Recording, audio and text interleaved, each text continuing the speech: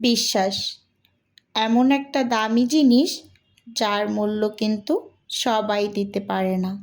তাই দামি এই জিনিসটা সবার কাছে আশা না করাটাই ভালো। বিশ্বাস কথাটা খুবই ছোট, তা অর্জন করতে অনেক বছর লেগে যায়। আর এই বিশ্বাস ভাঙতে কিন্তু 1 সেকেন্ডেই যথেষ্ট। কাউকে বোকা বানিয়ে নিজেকে খুব বেশি চালাক মনে করবেন না।